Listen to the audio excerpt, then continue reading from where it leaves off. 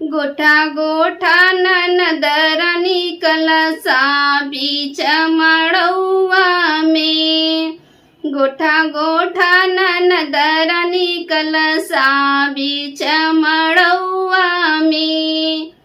जवन कहबू हम तवन दे देबै, जवन कहबू हम तवन दे देबै। दे देबै नेगवा तोहार बीच मड़ौआ में। दे देबै नेगवा तोहार बीच मड़ौआ में। गोठा गोठा ननदरानी कलसा बीच मड़ौआ में। गोठा गोठा ननदरानी कलसा बीच मड़ौआ में। कहबू तो मोरी नंदी हरवा दे देबै, कहबू तो मोरी नंदी हरवा दे देबै। अरे दे देबै सोनरा समेत बीच मड़ौआ में।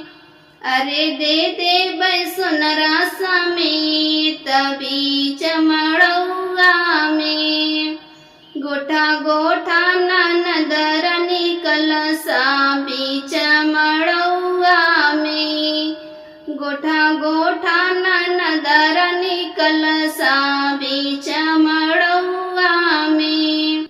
कहबू तो मोरी नंदी गजरा दे देबै, कहबू तो मोरी नंदी गजरा दे देबै। अरे दे देबै मलिया समेत बीच मड़ौआ में। अरे दे देबै मलिया समेत बीच मड़ौआ में। गोठा गोठा ननदरानी कलसा बीच मड़ौआ में। गोठा गोठा ननदरानी कलसा बीच मड़ौआ में। कहबू तो मोरी नंदी साड़ी दे देबै, कहबू तो मोरी नंदी साड़ी दे देबै।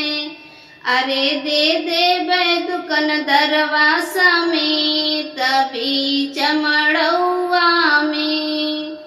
गोठा गोठा ननदरानी कलसा बीच मड़ौआ में। गोठा गोठा ननदरानी कलसा बीच मड़ौआ में। मेरा कलसा गोठाई गीत अच्छा लगा हो तो प्लीज़ सब्सक्राइब करें, लाइक करें और कमेंट करके बताएं कैसा लगा।